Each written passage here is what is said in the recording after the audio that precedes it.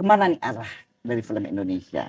Sehingga waktu itu sampai mereka juga membuat jargon yang kultural edukatif seharusnya. Ya artinya intinya adalah supaya tetap tidak mengakar, tidak mengakar, tetap harus mengakar gitu kepada ya. Itu yang saya lakukan. Jadi saya tidak boleh, saya pikir saya nggak boleh tidur lebih dari 3 jam. Saya sadar sekali saya tidak tahu apa-apa mengenai film, mengenai seni peran.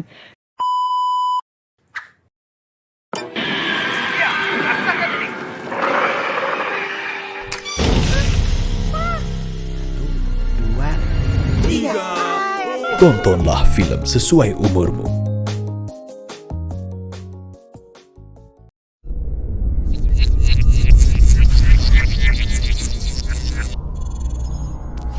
Action! Nihil. Sahabat Sensor Mandiri, kita berjumpa kembali dalam podcast Lembaga Sensor Film, Action Nihil. Menyambut Hari Film Nasional 30 Maret, kita khusus melakukan wawancara dengan Mbak Christine Hakim, aktris terkemuka kita yang pada tahun ini merayakan 50 tahun berkarya di dunia film. Dan kali ini kami khusus diundang datang ke rumahnya. Mbak Christine, terima kasih sudah diundang ke rumah yang luas dan asri ini. Terima kasih juga sudah jauh-jauh datang ke rumah kami. Senang sekali kok. Sudah berapa? 20 tahun di sini? 20 tahun. Ya. Ya, unik. Nggak terasa. Nggak terasa. Di kampung. Tadi nggak nyasar kan, Norka? Nyaris. Nyaris. Ya. Christine sudah 50 tahun, kira-kira sudah main di film layar lebar ya, 48 mungkin lebih, ditambah film-film yang non layar lebar. Ya. Kemudian selama itu saya mencatat ada 36 sutradara yang pernah mendirect Christine sepanjang karir. Nah, kita ingin tahu, saya kira teman-teman sahabat sensor juga ingin tahu bagaimana pengalaman kerjasama dengan para sutradara ini yang usianya dari paling awalnya Teguh Karya sampai dengan yang terbaru sekarang ini. Bagaimana para sutradara ini menuangkan gagasannya, mengeksekusinya di lapangan menjadi sebuah karya. Konsep-konsep seni apa yang mereka miliki sehingga mereka bisa menyampaikan gagasan itu dalam bentuk film, dan terutama Christine sebagai tokoh utama yang wajib menyampaikan seluruh misi dari film itu. Kita mulai dari Teguh Karya ya. Ya, oke. Kan dari awal dari Cinta Pertama ya. Dengan Teguh Karya, Christine sudah main di Cinta Pertama, Ranjang Pengantin, Kawin Lari, Surat Undangan, Badai Pasti Berlalu. Surat Undangan bukan Pak Teguh? Oh, bukan ya? Bukan.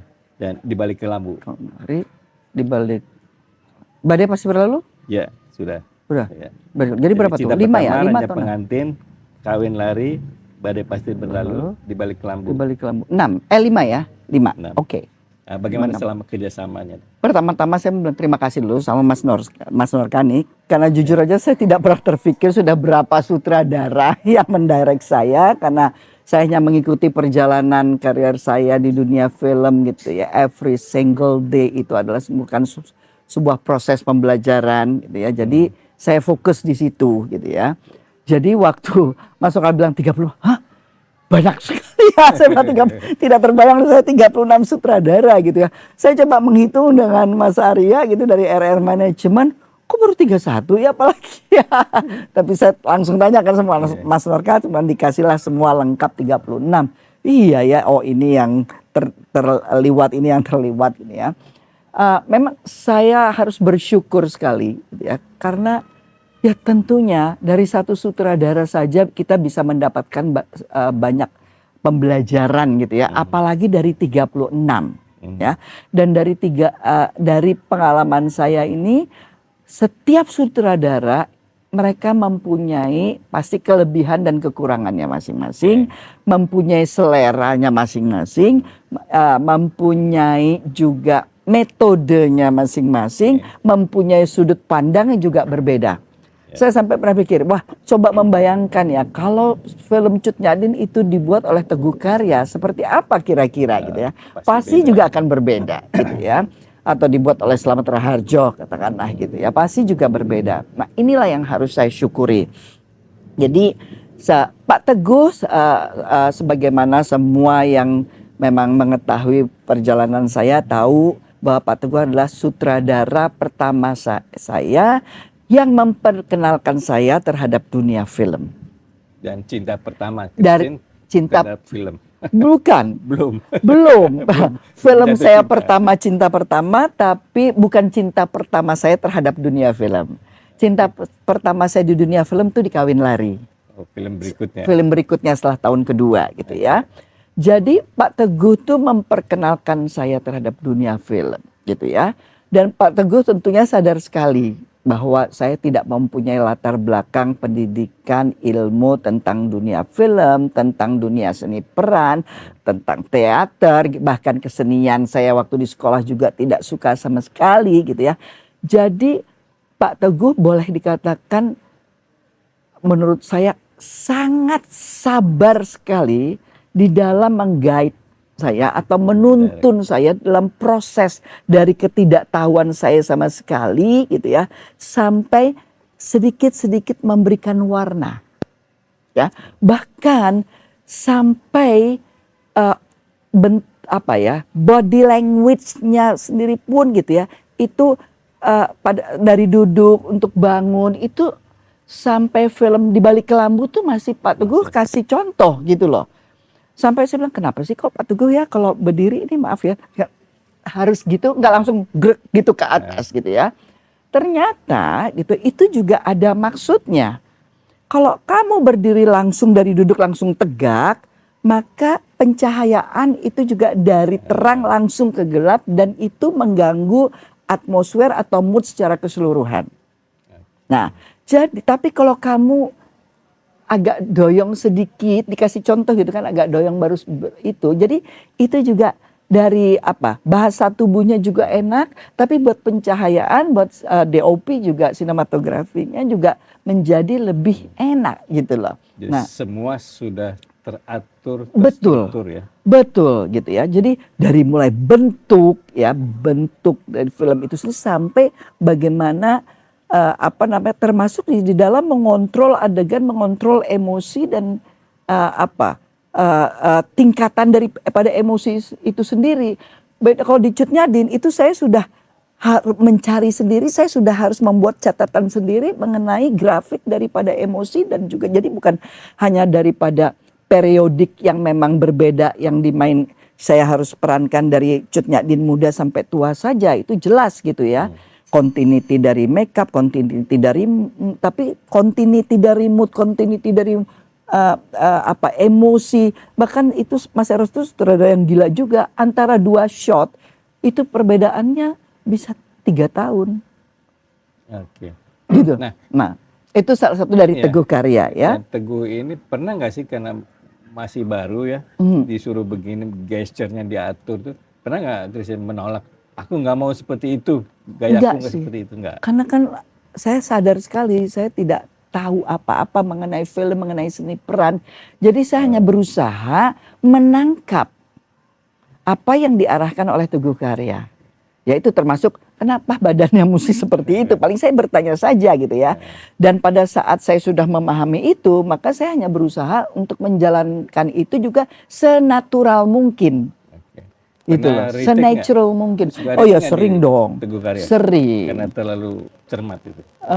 Iya sering sekali ya, pasti harus seorang siapapun saudaranya pasti harus mengontrol gitu ya. Pemainnya gitu ya, semua kalau masalah mengontrol tuh semua director pasti itu mengontrol gitu kan ya. Nah kemudian saya bersyukur sekali ini sebelum saya ke sutradara-sutradara yang lain gitu ya, tapi pada akhirnya saya bisa mengatakan saya bersyukur bahwa saya pernah didirect oleh Pak Teguh, oleh Mas Slamet dan juga oleh Eros Jarot ya. Ini tiga-tiganya itu berbeda sekali. Pak Teguh memberikan bentuk kepada saya. Mas Slamet yang mengajarkan saya bagaimana proses untuk mendalami karakter sehingga karakter yang kamu ciptakan itu atau yang diciptakan juga bersama-sama dengan dengan kostum, dengan artistic director, dengan si DOP, itu ada rohnya. Itu ya. Lalu kalau Mas Eros, wawasan yang juga diberikan. Jadi kesadaran, wawasan itu bukan hanya dari segi knowledge aja ya, kesadaran ruang juga gitu loh. Nah ini jadi ada Mas Slamet hubungan vertikal, Mas Eros hubungan horizontal, Pak Teguh casingnya. Oke. Itu yang saya syukuri. Dan itu masuk dalam satu bingkai yang Bingkai. sama. Seperti wawasan itu bukan wawasan punya pengetahuan apa, tapi wawasan dalam peran. Iya, betul. Oke. Itu ya termasuk tentunya ilmu knowledge ya, wawasan dalam apa masalah sosial, politik, budaya dan segala macam. Oke, jadi Christine dengan Teguh Karya memberikan bentuk ya, Slamet Raharjo isi, dan Eros Jarot wawasan. Nah, dengan 3 sutradara ini kan bisa dibilang dalam satu rumpun ya, satu kelompok teater populer ya. Mereka punya cita rasa mungkin sama, mungkin tidak. Dan di mana bedanya perbedaan ketiga orang ini? Sangat berbeda sekali ya. Mas Slamet sama Pak Teguh saja yang sebetulnya berangkat dari dari latar belakang yang sama, belakangan pernah di ATNI juga kan ya, Asdrafi gitu. Terus kemudian sama-sama mereka mendirikan teater populer gitu ya. Itu pun sangat berbeda sekali. Ternyata gitu ya. Apalagi Mas Eros yang memang latar belakangnya beliau skala filmnya kan di Inggris gitu ya. Terus Mas Eros juga musik sebelum musik justru Mas Eros itu kan sekolah teknik chemical kalau nggak salah kan di Jerman. Jadi dari situ saja perjalanan berkeseniannya juga berbeda gitu pun ke latar belakang pendidikan kehidupannya gitu ya. Sehingga saya bersyukur juga gitu Mas Eros dalam hal ini yang menekankan kepada saya pentingnya seorang aktris itu juga harus mempunyai wawasan yang luas dan tetap mempergunakan brainnya, has to be smart gitu kan ya. Jadi nggak cukup hanya mengandalkan kekuatan rasa seperti yang diajarkan Mas Slamet. Makanya sempat tuh Mas Slamet jengkel tuh sama Mas Eros di film waktu itu film Seputih Hatinya, Semerah Bibirnya disutradarai Mas Slamet. Buat saya film itu seperti saya masuk ke dalam lab gitu loh ya. Jadi kembali lagi mengolah apa yang memang belum saya ketahui, belum tereksplor gitu ya. Disitulah Mas Eros menekankan pentingnya wawasan dan ini brain. Jadi Mas Slamet tetap kedalaman. Jadi Mas Slamet tuh protesnya waktu semasa si Christine jadi rasional banget gitu mainnya gitu kan. Ininya malah jadi nggak muncul gitu loh. Karena memang saya menjadi sadar sekali, bahkan waktu itu kan saya ceritain menjadi mahasiswi psikologi yang harus melakukan riset kemana-mana, sih harus mempergunakan kamera. Nah itu Mas Eros waktu di film itu kan sebagai technical supervisor gitu. Jadi bahkan sampai ya bagaimana posisi tangan jari-jari dalam memegang lensa itu kamera juga sama Mas Eros tuh dilatih tersendiri gitu loh ya. Ini yang membuat saya bersyukur sekali gitu kan ya, bahwa memang banyak sekali seorang aktris itu ya harus mempersiapkan dirinya dengan berbagai hal gitu ya.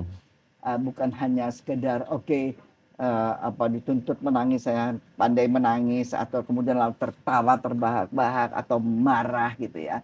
Itu saya pikir justru tidak terlalu sulit, dalam artian itu masih bisa dimanipulasi dengan tubuh kita gitu kan ya, dan dengan hal-hal yang lain. Mungkin pernah mendengar gitu bahwa untuk nangis dikasih itu bawang atau dikasih rokok atau dikasih apa gitu ya, tapi fake berarti kan dia tidak keluar dari hati si tokoh itu. Pasti akan berbeda yang dirasakan oleh penonton, karena kekuatan seorang pemain kan pada saat memang transformasi yang dia lakukan itu sampai kepada penonton dengan kuat gitu ya, sehingga penonton juga bisa merasakan apa yang dirasakan oleh tokoh. Itu dari ketiga director itu. Nah, tapi yang menarik dari Selamat misalnya ketika Ponirah ya, Ya. Kristen menjadi orang Jawa, sangat Jawa, bagaimana dia memberikan pelatihan? Luar biasa, luar biasa. Jujur saya waktu itu Ponera terbidangan tahun berapa ya? 84 kalau saya tidak salah. 84. Jadi usia saya 30-an ya. 16 ditambah Tahun harus begitu 7. 56. Ditambah 11 8. tahun. Jadi 27 ya, 27 tahun. Masih ya nggak remaja ting-ting tapi ya city girl gitu ya, city girl yang pergi ke disco, yang masih waktu itu saya masih ngerokok jadi anak-anak inilah ya anak muda di kota besar gitu ya. Lalu saya harus mentransformasi diri saya, tuntutannya dari peran itu adalah menjadi seorang ibu Jawa dari tingkatan sosial yang rendah, mantan seorang pelacur yang mempunyai anak gadis, tinggal di kompleks pelacuran. Bayangkan kompleksitas daripada permasalahan yang dihadapi oleh si tokoh tersebut, kehidupan yang harus digambarkan oleh saya untuk masuk ke dalam tokoh itu gitu ya. Tapi Mas Slamet karena juga latar belakangnya adalah seorang pemain, sehingga sangat paham sekali kebutuhan dari seorang pemain. Dan karena Mas Slamet juga sebagai seorang pemain punya latar belakang pengetahuan seni peran, karena ya tentunya kuliah di Asdrafi dan di ATMI gitu ya. Jadi juga sangat paham kebutuhannya dari seorang Christine Hakim yang waktu itu juga pengalamannya masih amat sangat terbatas sekali, pengetahuannya juga masih sangat terbatas sekali. Jadi selama 3 bulan dan setiap hari 4 sampai 6 jam. Saya dulu kebetulan saya masih tinggal di rumah orang tua di Bendungan Hilir kan ya, jadi dekat sekali ke Kebon Pala ya. Tiap pagi jam 7 saya udah berangkat dari rumah sampai di Kebon Pala itu, kalau nggak salah waktu itu ada 4 atau 5 orang juga yang dilatih sama Mas Slamet bersama-sama gitu ya. Nggak semuanya bermain dalam film Ponirah, ada juga yang tidak bermain dalam film Ponirah tapi anggota teater populer, jadi dilatih oleh Mas Slamet bersama-sama 1 hari 4 sampai 6 jam. Tiap hari. Dari mulai olah tubuh, olah vokal, olah rasa gitu ya. Semua tuh dilengkapi gitu oleh Mas Slamet. Itu berapa lama, berapa sampai pada take pertama latihan itu? 2 bulan? 3 bulan? No. 3 bulan latihan khusus di Sanggar Teater Populer. Setelah itu saya diajak sama Mas Slamet untuk ke Reiki. Ke Jogja, ke Solo, ke Muntilan, terus ada satu lagi kompleks lokalisasi yang dekat Jogja, saya lupa. Pasar Kembang? Bukan, saya lupa namanya apa. Pokoknya ada 2 ya. Diajak riset ke sana, kemudian baru barangkali setelah 4 bulan atau 5 bulan lah kita proses syuting itu dilaksanakan, gitu ya. Dan saya bersyukur sekali memang karena tidak mudah waktu itu pun saya harus berkebaya. Ya. Tiap hari. Dan bukan itu aja, bukan hanya latihan saja. Saya itu kan harus pakai stagen kali yang panjangnya 10 meter. Ya. Ternyata pada saat Mas Slamet juga mewajibkan saya latihan pakai kain seperti ini ya. Lalu pakai ini juga, pakai stagen. Ternyata stagen itu juga memberikan perasaan yang berbeda pasti dan postur tubuh yang berbeda. Jadi setelah pakai stagen 10 meter itu langsung tegap. Ini saya juga ya, bahu saya tegap, ini kan saya rada bongkok sebetulnya. Langsung jadi tegap. Nah, sejak hari pertama latihan itulah saya kemudian kemana-mana pakai kain dan pakai stagen. Ya. Memang kadang-kadang atasnya hanya t-shirt, karena kalau pakai terus kebaya waktu itu dengan usia saya, kebaya belum sepopuler sekarang gitu ya. Saya bisa cari yang ada modifikasi kebaya gitu ya. Waktu itu belum. Jadi saya hanya kadang-kadang pakai t-shirt atau pakai blouse gitu kan, pakai kemeja atau kadang-kadang, tapi bawahnya mutlak kain dan Stagen. stagen itu selama berbulan-bulan sampai syuting selesai. Nah, kalau kita refleksikan ke sekarang, mungkin nggak sih di industri film memberikan kesempatan selama itu sebelum syuting? Sekarang kan 1 minggu atau 2 hari langsung take. Norga, jangankan film Indonesia, saya main Eat, Pray and Love aja hanya 4 hari sebelum syuting dimulai. Sebagian saya ya, karena memang waktu itu mereka sudah syuting sudah berlangsung selama sebulan kalau tidak salah. Jadi tokoh saya itu mereka akhirnya ya mereka menggantikan. Jadi setelah mengganti itu tidak ada waktu lagi memang untuk melakukan persiapan touring karena semuanya sudah berjalan gitu ya. Jadi Julia Robert juga harus melakukan syuting untuk adegan-adegan lain yang tanpa saya gitu ya. Jadi nggak ada, dan ini termasuk juga The Last of Us. Saya 2 minggu untuk karantina, bukan COVID, untuk persiapan, karena COVID. Tapi setelah seminggu saya merasa aman sama Mas Yayu Onru, lalu saya berinisiatif untuk ayo Mas Yayu kita reading yuk gitu ya. Jadi hanya reading saja yang kita lakukan gitu kan, karena ya kita juga nggak berani meng-create adegan sendiri karena kita nggak tahu kan sutradaranya orang Amerika, apa yang adegannya mereka mau buat seperti apa, setnya seperti apa, kita juga tidak tahu. Jadi proses dulu ya. Iya. Pendalaman acting dan latihan-latihan yang demikian panjang itu dan intens itu sekarang ini suatu kemewahan pasti, karena costnya pasti besar ya dibanding industri sekarang ini. Nah, lalu berhasil menciptakan tokoh Ponira yang itu salah satu film terbaik menurut saya ya. Saya paling suka film Slamet Raharjo, Ponira Terpidana. Nah, ketika menjadi Cut Nyak Dhien, ini kan monumental sekali. Apakah sama prosesnya selama itu atau 1,5 tahun? Itu proses syutingnya, tapi proses latihan. Persiapannya saya pribadi 1,5 tahun. Di Aceh saya 1,5 tahun selama persiapan. Nggak ada latihan-latihan di Jakarta, nggak ada.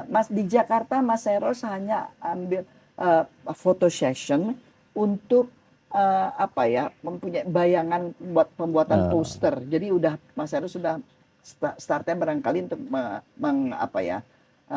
inspire him gitu ya. Jadi justru foto, saya ingat fotonya di rumah mertuanya Mas Eros di Jalan Tengku Umar. Mas Eros kan waktu itu masih tinggal di situ. Ya. Nah, jadi kita foto di situ waktu itu, poster Cut Nyak Dhien. Ya, artinya yang saya itu ada juga yang poster yang di-create dari adegan, tapi ada juga yang memang awalnya tuh dari foto session sebelum saya berangkat ke Aceh. Kemudian Mas Eros setelah mereka memutuskan, Mas Eros, Mas Slamet memutuskan saya yang memerankan Cut Nyak Dhien, kan? Mereka sepertinya dari pilihan yang ada merasa lebih cocoknya barangkali sama saya. Dan saya juga kaget juga gitu ya, karena saya sendiri berpikir waktu itu ya pokoknya karena ini saya tahu akan menjadi film yang bagus, yang hebat, yang penting juga gitu ya buat masyarakat Indonesia. Jadi waktu itu saya komitnya adalah terlibat dalam produksi di belakang layar, bukan sebagai pemain. Gitu. Tidak hanya pemain. Tidak, main belum. Belum. Kan, tapi kemudian kan di switch pemain sebagai pemain gitu kan. Nah, setelah mereka memutuskan saya yang main, Mas Eros memutuskan dan Mas Slamet memutuskan saya yang main, maka Mas Eros mewajibkan saya untuk tinggal di Aceh. Untuk mempersiapkan diri, mempelajari bahasa Aceh, mempelajari latar belakang budayanya gitu ya. Karena kalau dari mempelajari sejarah dan sudut pandang dari seorang Eros Djarot sebagai penulis skenario asli dan juga sebagai sutradara, itu kan sudah diskusi, kita sering berdiskusi gitu loh ya. Tim ini sering berdiskusi, jadi saya juga itu sudah bisa menangkap dari situ. Dan juga Mas Eros dengan clear menyampaikan bahwa atau angle yang Eros mau ambil dari Cut Nyak Dhien adalah Cut Nyak Dhien as a decision maker, gitu ya. Right. Jadi perjuangan Cut Nyak Dhien itu bukan yang fisik bunuh sana bunuh sini melawan penjajah gitu loh, tapi bagaimana Cut Nyak Dhien membuat strategi untuk menghadapi Belanda. situasi waktu itu Sebagai gitu lah. panglima perang. Sebagai panglima perang, betul. Jadi itu sebabnya Mas Eros sebetulnya tidak menginginkan saya memegang pedang, tapi hanya memegang rencong Rencong. yang ada itu diselipkan gitu ya di itunya pinggangnya. ya. Akan tetapi saya bilang, Mas, pada saat saya juga ke lapangan dan berhadapan frontal dengan dengan Belanda gitu ya, sepertinya agak nggak logis kalau saya juga tidak bawa pedang panjang, karena rencong itu kan terlalu jarak dekat Ya. gitu loh, bisa ya kan. Sementara Belanda juga atau Marshallese dengan senjata gitu kan ya. Jadi ya oke, tapi tidak mau Cut Nyak Dhien membunuhkan, tapi karena kembali lagi juga pesan moral yang mau disampaikan adalah sebetulnya perang itu menjadi komoditi. Bisa ada sebagian orang menjadikan peperangan sebagai komoditi perang. Sebagian memang ini adalah merupakan konsep daripada politik. The colonialism itu kan artinya ya itu untuk mencegah perlawanan di tempat lain lah ya, menghadapi artinya, pemberontakan. Itu menjadi sebuah konsep politik untuk menguasai itu ya. Bangsa lain. Dalam hal ini menguasai bangsa lain, politik bisa juga untuk menguasai hal-hal yang berbeda gitu ya. Politik praktis. Tapi ini jadi Mas Eros, bahkan saya juga harus mempelajari bagaimana situasi di Eropa, khususnya kebijakan-kebijakan yang diambil juga oleh Ratu Juliana pada saat itu gitu ya, terhadap tanah jajahannya di East Hindi ini gitu kan ya, di Nusantara ini. Jadi itu semua harus dipelajari gitu kan ya. Nah ini dan itu sebetulnya sering diskusi itu, ataupun saya juga mendengar Mas Eros pada saat ada crew meeting gitu ya, untuk menyampaikan sudut pandang ini gitu ya. Dan memang pada akhirnya yang saya harus pelajari juga adalah itu yang tadi saya bilang, andai kata film Cut Nyak Dhien ini ceritanya dibuat oleh seorang teguh karya seperti apa, Mas Slamet seperti apa. Nah kalau Eros Jarot ini kira-kira apa gitu. Sebelum saya mendapatkan penjelasan dari Mas Eros tentang sudut pandangnya ya, saya kira melihat latar belakang Mas Eros gitu ya, kalau dari sense of artnya sih itu nggak perlu saya pelajari lagi ya, tapi karena Mas Eros sudah juga menciptakan banyak karya melalui musik, dunia musik itu kan ya, dan juga sebagai ilustrator musik di dalam dunia film, dan juga terlibat bersama-sama Mas Eros juga sebagai teknik konsultan untuk beberapa filmnya Pak Teguh dan Mas Slamet gitu kan ya. Tapi apa sih yang ada di benak beliau ini gitu ya, melihat situasi bangsa ini. Nah akhirnya yang saya tangkap adalah kali ini pikirannya ya. Waktu itu membuat film dengan genre mengangkat masalah-masalah politik atau kritikal film itu tidak mudah. Pasti disensor. Ya. Jadi ini kecerdasan Mas Eros meminjam sejarah, tentunya tidak menghilangkan data-data sejarah yang memang harus dipertanggungjawabkan, ya.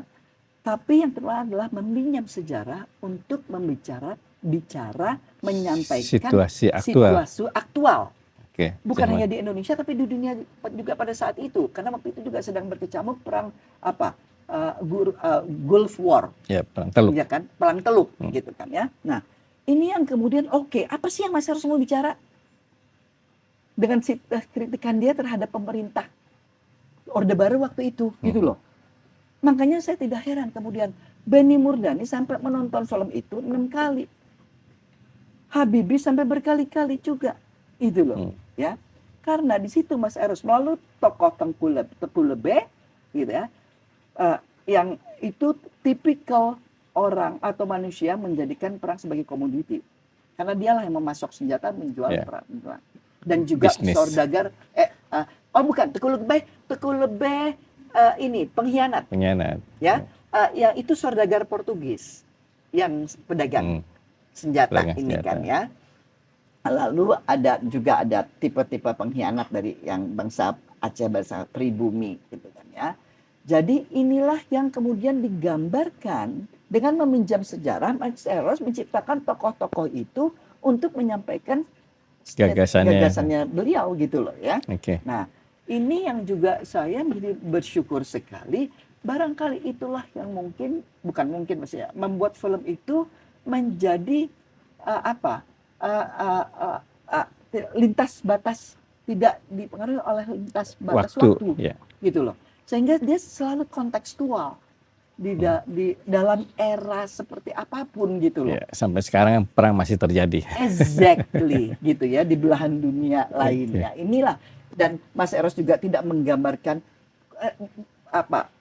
trup si Marshoche ataupun opsir Belanda itu yang musuh, tapi sistem dari yang justru menciptakan mereka ini sebagai martir gitu loh.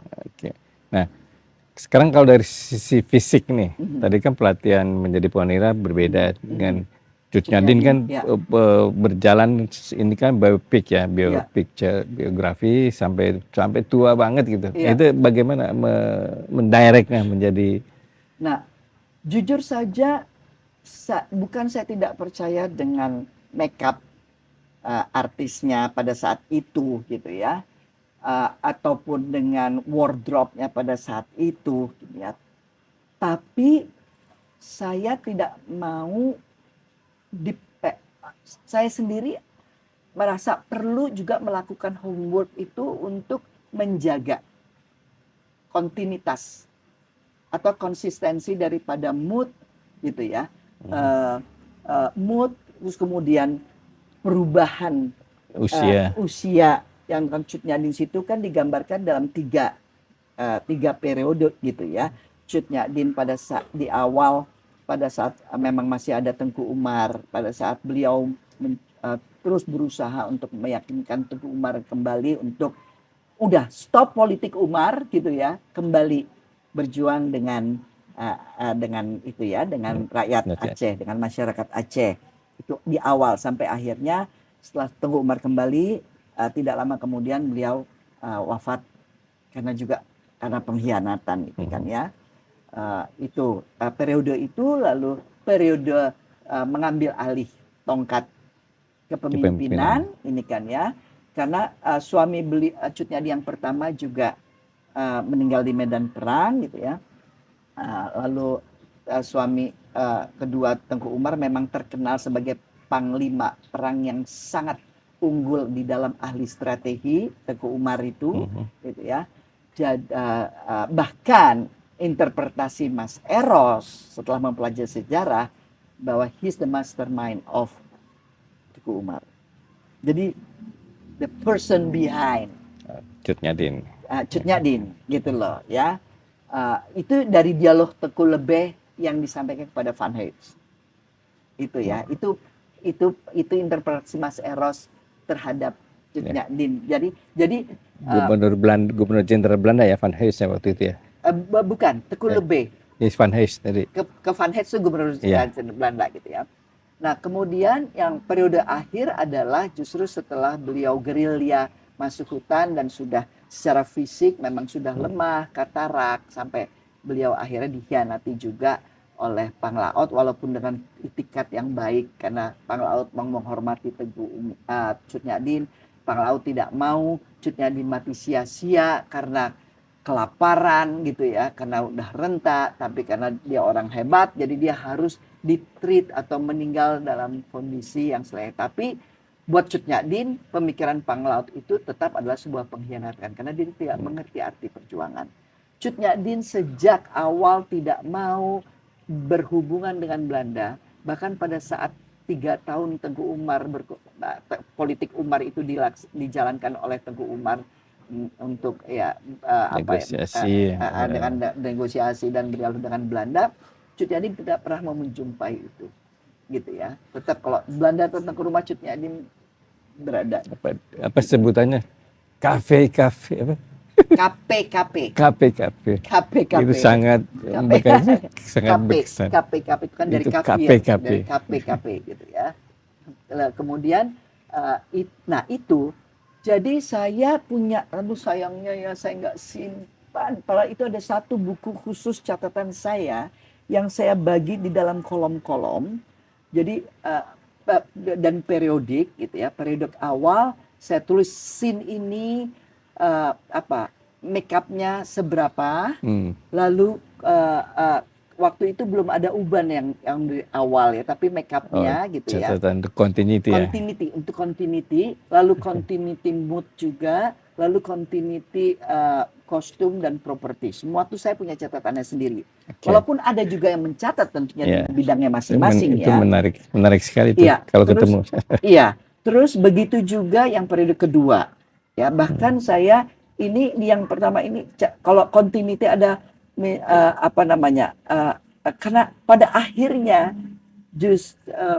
setelah film itu selesai, bahkan si Pierre Richard ini yang orang Prancis, sebetulnya yang saya lakukan itu adalah juga menyambung atmosfer, menyambung rasa saya sebagai pemain. Ya, karena mood juga. Exactly. Nah, kalau Pierre mengatakan dari konsep editing itu bukan hanya memotong gambar atau menyambung gambar saja, tapi menyambung rasa. Nah, ini yang saya lakukan dengan catatan. Saya baru tahu kemudian dari Pierre. Ini yang catatan saya itu adalah dalam konteks menyambung rasa. Untuk pribadi ya, kepentingan Exactly. pribadi. Nah, periode akhir pekerjaan rumah yang saya lakukan adalah, karena pada saat mulai bergerilya itu, saya juga menginikan diri saya sendiri gitu ya. Tidak mungkin dia dalam kondisi yang sama hidup pada saat dalam nyaman, kehidupan yang nyaman atau luxury boleh dikatakan, karena beliau adalah juga anak ulai balang. Itu Cut Nyadim anak ulai balang, tentunya hidup sangat berkecukupan, bisa dilihat dari rumahnya juga di Lampisang sampai sekarang masih ada terpelihara dengan baik gitu ya. Itu menunjukkan status sosial beliau gitu ya, dengan perhiasan-perhiasan yang mereka juga lalu barter untuk dijadikan senjata gitu ya. Nah, ini yang saya pikir tidak mungkin dia dalam kondisi yang sama. Jadi waktu itu, apalagi terutama juga yang waktu masuk sudah pokoknya mulai gerilya, saya hanya punya 1 minggu, karena Mas Eros jumpingnya itu juga nggak terlalu jauh gitu. Saya hanya punya 1 minggu waktu itu. Saya hanya ingin badan saya lebih kelihatan kurus, ininya tuh lebih kelihatan ini kurang tidur gitu ya. Karena saya tidak percaya bukan tidak percaya, waktu itu kita belum punya prostetik ya, alat-alat peralatan makeup yang kita bahkan memesan kontak lens itu aja datang, saya ingat sekali ke dokter gigi Purba, dokter mata, memesan waktu itu kontak lens belum ada terjual dengan mudah seperti sekarang di setiap apotek ada jual kontak lens ya. Kita pesan kontak lens itu ke Inggris untuk yang katarak ini 2 minggu. Kontak lens itu baru datang gitu ya.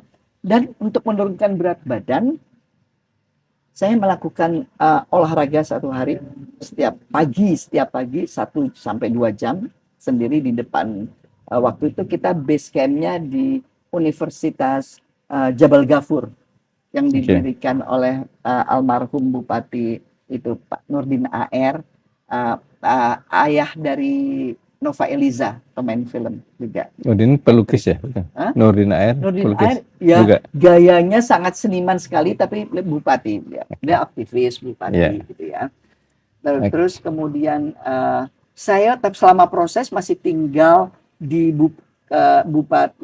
di rumah dinas Bupati PD, tapi pada saat proses syuting itu Universitas Jabal Ghafur baru dibangun tapi belum dibuka. Jadi kita semua kru, ada sebagian kru lighting di hotel karena cuma ada 1 hotel di situ, tapi saya, Mas Eros, Mas Slamet, terus artistic directornya Benny Ben Hardy, Ini. terus DOP-nya George Kamarula, semua gitu ya. Tinggalnya di kompleks Jabal Ghafur, Oke. Universitas Jabal Ghafur. Nah, waktu itu saya harus mendisiplinkan diri saya sendiri untuk apa ya saya bilang, untuk membuat mata kelihatan mata orang tua gitu ya, terus cekung. Karena kalau saya kasih misalnya ini eyeshadow gelap, nanti kayak hantu gitu ya, atau kayak badut gitu kan ya. Terus Tapi itu berhasil. Saya perhatikan orang tua ini matanya tidak setajam anak-anak muda. Nah, saya bilang, saya walaupun masih muda, tapi kalau kurang tidur atau begadang, pasti kelihatan mata cekung dan juga sorot mata tidak tajam. Itu yang saya lakukan. Jadi saya tidak boleh, saya pikir saya nggak boleh tidur lebih dari 3 jam. Jadi sehari saya hanya tidur 3 jam. Supaya Setiap ini hari. Supaya tidak tajam lagi sorot mata saya dan kelihatan lebih cekung. Gitu ya. Dan juga diet yang saya lakukan, karena dalam 1 minggu saya harus menurunkan kira-kira 10 kilo. Untuk mendapatkan hasil yang seperti apa yang saya harapkan. Gitu ya. Jadi saya pagi itu hanya makan sehelai roti dengan coklat paste gitu kan ya. Saya nggak bisa sebut itunya ya. merek. Terus kemudian hot coklat untuk mendapatkan energi. Pagi itu, siang saya gampang gitu ya. Saya hanya makan kentang goreng gitu ya. Nggak besar juga, hanya sepiring kecil, sama yang gampang kornet. Itu untuk energi, karena orang itu kan juga banyak fatnya kan. Sore sama malam saya hanya minum 1 gelas teh manis. Nggak dehidrasi tuh? Minum air putih biasa. Oh, minum. Boleh. Okay. Ya? Untuk energi. Nggak ada masalah. Untuk hanya energi aja, kebutuhan gula itu ya. Itu yang saya lakukan. Ya masih muda ya. Jadi juga kalau sekarang mah udah semaput kali saya gitu ya.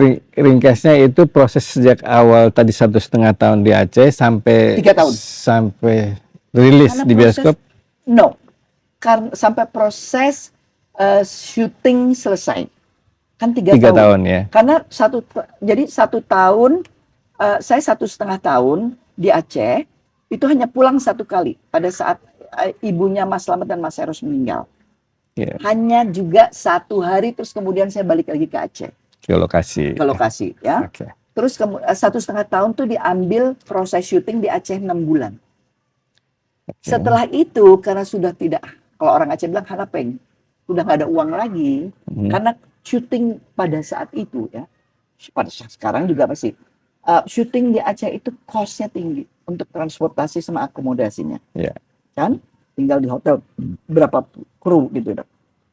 Nah, jadi pada akhirnya diputuskan untuk pindah syuting lokasi di Jawa. Nah, mereka hunting, jadilah syuting diteruskan di hutan lindung di belakang Samudra Beach Hotel di Pelabuhan Ratu. Dan juga di Sungai Cisolok, tempat pemandian air panas itu. Bekas syutingnya film Naga Bonar. Nah, Naga Bonar waktu itu membuat set ada 3 rumah kayu di Sungai Cisolok. Itu yang saya pakai untuk base camp saya tinggal. Karena saya gini, Mas Eros waktu itu produksi, saya juga pastilah ya, tinggal di hotel di kota Pelabuhan Ratunya dengan kru-kru yang lain. Tapi setelah 1,5 tahun syuting dan persiapan di Aceh, saya tinggal di hotel kamar kotak yang putih itu, ganggu mood. Gitu loh. Jadi lebih baik tinggal di itu. Tinggal di sana. Dan karena itu kan juga hutan gitu loh, dengan kali gitu ya. Hanya saja tidak ada toilet. Jadi saya melakukan aktivitas itu ya mandi dan semua macam di kali. Di kali situ. Nah, karena di situ nggak ada toilet di rumahnya, tapi tidur di situ. Nah, atas izin tentunya produser Naga Bonar waktu itu Ibu Budiati Abioga. Saya izin, boleh nggak saya pinjam 1 untuk base camp saya? Dan itu setelah rilis saya kira disambut box office ya, sambut Yes, hangat di mana-mana. Kalau film Iya. itu bagus Dan sekali, itu film Indonesia pertama monumental. yang diputar di Cannes Film Festival. Oh, di Cannes ya, Ya, di Cannes, dan itu belum pernah ada yang bisa menyamai itu, baik setting, lokasi, cerita maupun tadi prosesnya. Iya. Teguh Karya, Selamat Raharjo, Eros Jarot sangat mewarnai perjalanan dan Sangat. membekali Christine, Bukan hanya mewarnai, tapi memberikan dasar. yang membekali Ya, semua, membekali itu semuanya ya. dasar. Oke, dari 3 itu kemudian kerjasama dengan Syuman Jaya. Ini salah satu monumen juga dalam Ya. film nasional kita ya. Ya, saya Gimana? 3 film soalnya. 3 film ya sama Syuman Jaya, Ya, Ateis, pertama Ateis, lalu Sidul Sidul Anak Anak Modern, Modern, dan Kerikil-Kerikil Tajam. Kita Jam. Ya, Oke. jadi waktu itu saya itu Ateis itu film saya kedua setelah Cina pertama kan. Saya tertariknya karena judulnya Ateis. Ini cerita apa sih yang mau diceritain tentang seorang ateis gitu kan, atau kehidupan seorang ateis gitu ya. Dan ternyata dari situ saya kenapa juga akhirnya saya terlibat, karena saya juga mengikuti Mas Syuman. Mas Syuman tidak terlalu, Bung Syuman saya panggil, Bung Syuman tidak terlalu menuntut details secara artistik seperti Teguh Karya atau Selamat Raharjo atau Eros Jarot. Ya, yang penting sebagai gagasan. Gagasan Bung Bung Syuman Syuman, ya. Apalagi kalau melihat latar belakang, kembali lagi saya mempelajari tentunya latar belakang beliau, sehingga sikap beliau juga di dalam sebagai filmmaker ini apa yang gagasan dan misi visinya sebagai orang film gitu ya, sebagai sutradara, penulis skenario. Beliau sekolah di Rusia bersama-sama dengan Ami Priyono ya, dan Farida Syuman yang kemudian menjadi istrinya Mas Bung Syuman juga ya. Dan ya kita tahu beliau pasti di negara Rusia gitu ya, negara sosialis gitu, komunis, jadi pasti juga arahnya kita sudah bisa tahu sikap politik beliau juga gitu ya. Yang itu kemudian juga walaupun di Teguh Karya juga tetap mengangkat permasalahan-permasalahan sosial pada kehidupan keluarga Indonesia, tapi agak berbeda. Ini agak sedikit masuk ke ranah politik nih kalau Mas Syuman. Ya, lebih ideologinya lebih jelas. Betul gitu ya. Ideologi dalam melihat sikap politiknya di dalam melihat masalah sosial politik di negeri ini di zaman Orde Baru waktu itu kan ya. Sehingga lahirlah film Ateis, lahirlah film Sidul Anak Modern yang mengkritisi gitu ya. Tiba-tiba setelah ekonomi juga berkembang gitu ya. Orang yang kampung ingin menjadi modern gitu kan ya.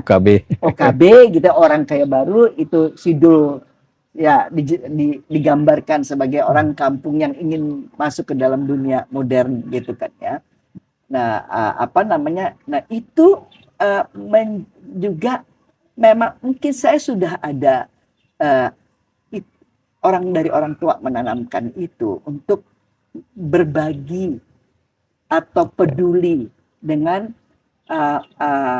masyarakat atau orang-orang yang tidak mempunyai kehidupan seberuntung kita. Itu loh ya. Nah, itu dari kecil.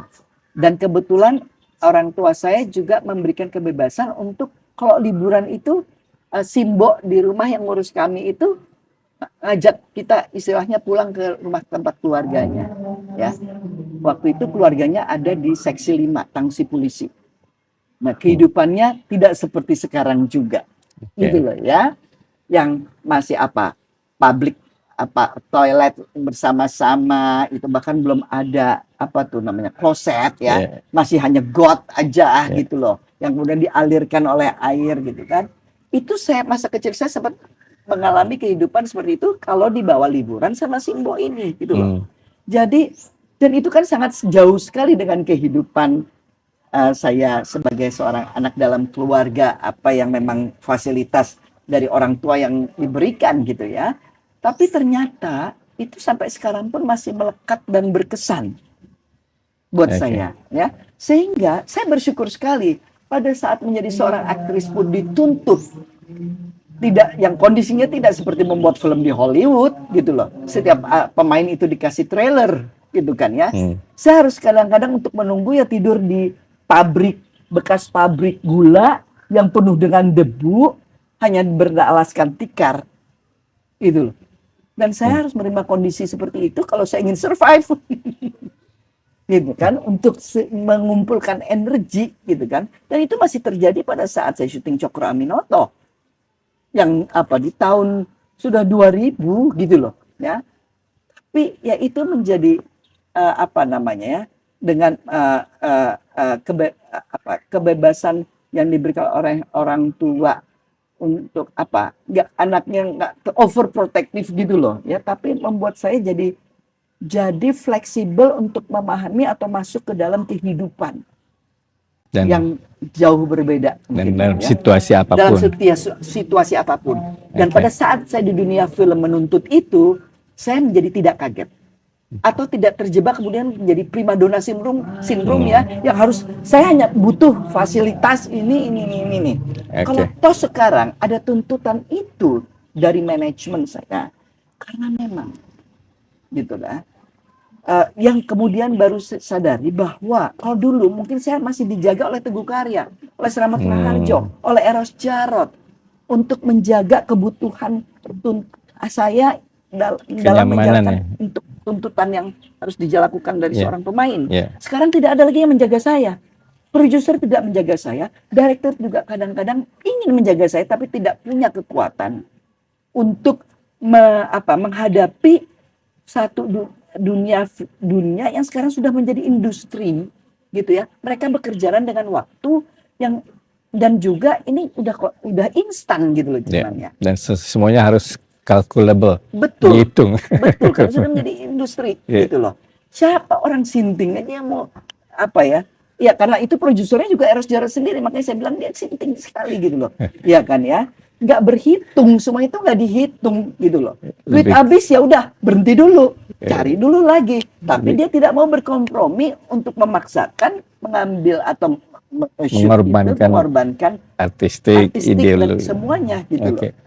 Nah, tapi dengan Shumanjaya tekanan untuk acting mungkin lebih ringan ya, karena kan dia lebih tadi kritis, lebih dia gagasannya yang penting kritik terhadap situasi, kritik terhadap sosial, ideologi, politik kan. Ya, mungkin pada saat saya nggak terlalu terasa pada saat ateis karena kan itu baru film kedua saya. Saya juga belum banyak mengerti gitu, Oke. bagaimana how to prepare yourself being an actress gitu ya untuk mempersiapkan diri itu belum.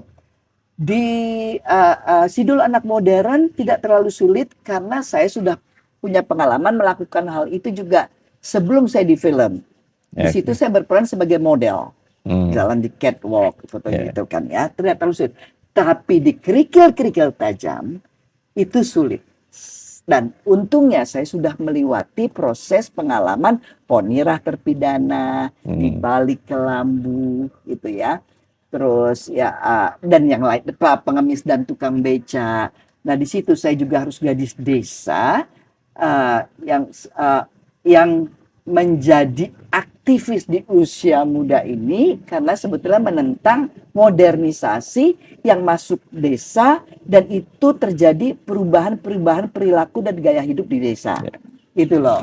Ya, kritik terhadap modernisme lah, manusia modern kan Iya. memang Schumann ke Cuman situ. arahnya ke situ. Ya. Gitu loh. Nah, kemudian dari 3 nih ke 4, yang kelima mungkin yang perlu saya lewati yang ya seperti kan Mungkin sudah. Wim Umboh tuh salah satu Iya, saya mau masuk ke Wim Umboh. Wim Umboh. Jadi yang sangat serius. Nah, lalu dengan Wim Umboh yang terkenal sebagai sutradara film-film Flamboyan, romantik, ya, flamboyan dan itu harus cantik, ganteng dan dengan musik ya. Pokoknya film komersil Ya. Wim Umboh. Ya. Nah, bagaimana pengalamannya? Itu di film Sesuatu yang indah. Sesuatu yang Indah. Itu pertama kali saya bekerja sama Om Wim, saya bilangnya ya. Saya banyak sekali mendapatkan pembelajaran tentang film, terutama tentang suara. Karena di film Sesuatu yang Indah itulah saya pertama kali baru mempergunakan suara saya sendiri. Dulu kan masih Oh, sistem dubbing ya. Iya, Dulu yang dubbing siapa? Titik Kadarsi. Titik Kadarsi. Selalu Selalu Titik ya, Kadarsi Titik dari Kadarsi. awal. Oh, zaman itu Gitu ya. ya. Makanya ketawa saya juga lebih renyah. Saya kan tone suaranya beda. Titik Kadarsi kan lebih melengking. Saya lebih lebih berat Timbre ya. Lebih berat ya. Oh, jadi baru Makanya kali waktu itu Pak Teguh berpikir, oh tidak cocok nih suara aku untuk film cinta, cinta pertama pertama yang remaja gadis lincah. ya betul, yang lincah gitu Jadi loh. baru kali itu diizinkan Oh itu diizinkan atau tadinya saya nggak berani, Oh, karena saya nggak punya kepercayaan diri. Saya nggak pernah juga melakukan dubbing kan, jadi saya nggak berani gitu loh. Tapi Bung Wem sama waktu itu istrinya Paula oleh Romokai, Paula Romokai. Umboh gitu ya, datang sampai ke tempat kami gitu ya untuk meyakinkan, no Christine kamu harus dan kamu pasti bisa. Rupanya Bung Wem sudah mengetahui tahun yang berikutnya festival film itu untuk mendapatkan penilaian Wajib. seorang artis wajib menggunakan suaranya sendiri. Oke. Makanya Bung Wem ngotot. Oh, Akhirnya ya udah Bung Wem udah ngotot, mulai ya udah saya mencoba. Dan kemudian saya dinobatkan, Mas. Saya masuk nominasi di Sidol Anak Modern, kalau nggak salah Sidol Anak Modern masuk dan Sesuatu Yang Indah, tapi saya terpilihnya di Sesuatu Yang Indah sebagai Best Actress. pemain terbaik ya. Iya, Yang waktu cinta pertama itu masih belum ada ketentuan itu, Belum. wajib suara belum, asli ya. belum. Oh, jadi baru di Sesuatu Yang Indah Karena ya. itu Sesuatu Yang Indah, saya dubbing suara sendiri, gitu kan ya. Nah, itu ya remaja yang masih ke disco itu juga nggak terlalu sulit untuk saya memerankannya gitu ya. Nah, karena Bung Wem juga sangat apa ya? Dan yang lucunya Bung Wem itu juga skrip itu baru dibuat pada saat saya udah datang tuh masih nunggu. Wah, saya ingat sekali datang waktu itu di rumah beliau karena di rumah itu juga dipakai buat syuting.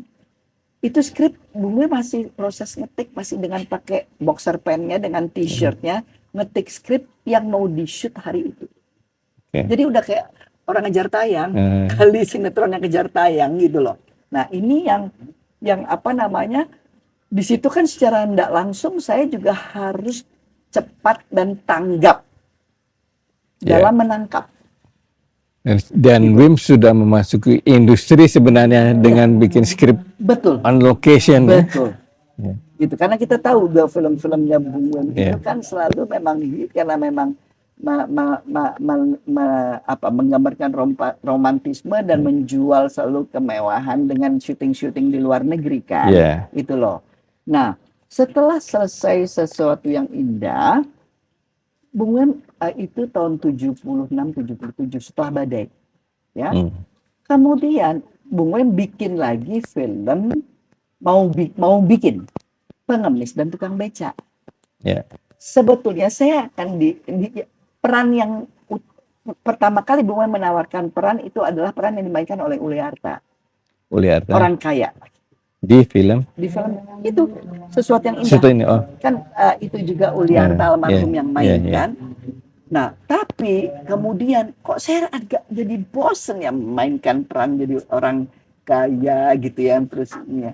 Saya kok agak bosan karena semenjak bermain dengan beberapa film Suman juga dan terus kemudian bermain di balik film di balik Kelambu Ponira, ada komitmen saya ya yang kemudian ingin berpihak kepada mereka-mereka yang kurang beruntung, sehingga saya memberikan prioritas untuk film-film yang mengangkat permasalahan sosial dan punya kritik sosial.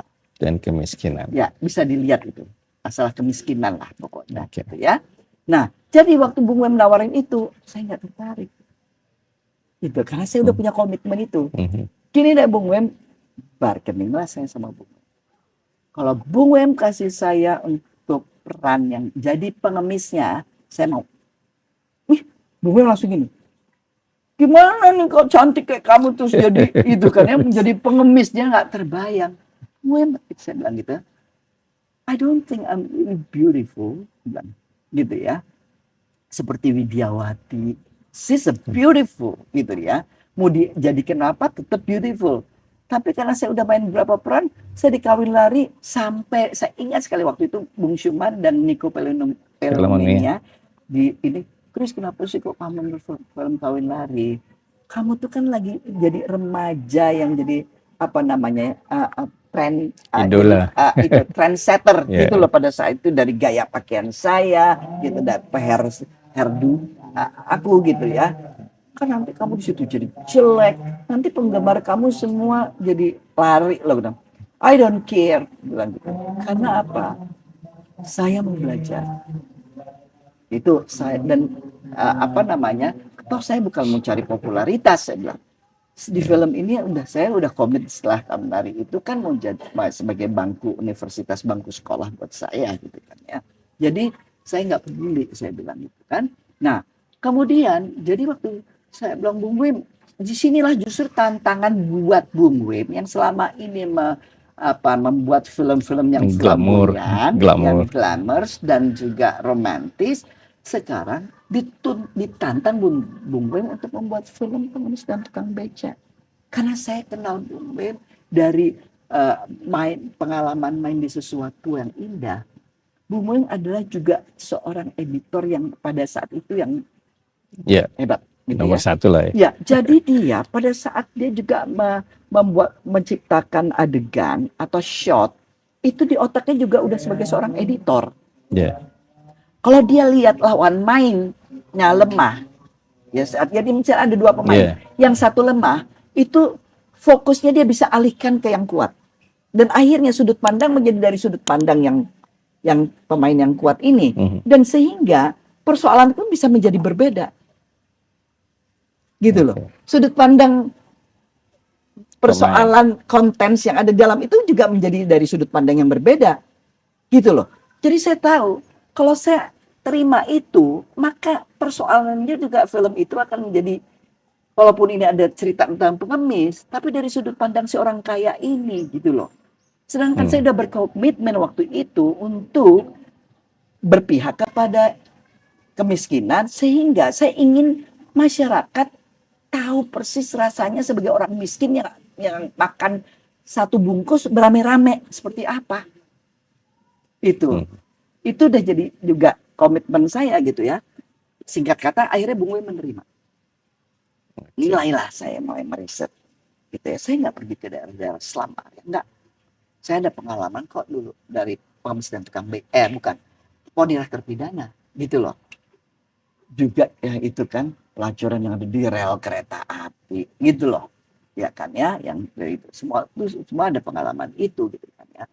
Nah, jadi saya hanya mengamati pada saat saya berhenti di lampu merah, saya itu di mobil yang mewah gitu ya, saya hanya berusaha terus kemudian mentransform diri saya. Andai kata saya jadi mereka, saya berdiri di lampu merah di pinggir jalan, apa kira-kira yang saya rasakan? Melihat mereka yang duduk di mobil-mobil mewah itu gitu loh. Nah, jadilah kemudian ya rupanya itu dihargai, dilihat. Saya dapat best actress lagi di situ. Bahkan boleh dikatakan walaupun film-film saya yang dengan Teguh Karya dan Mas Slamet juga sudah diputar di festival-festival di Jepang, di Prancis, di Australia gitu ya.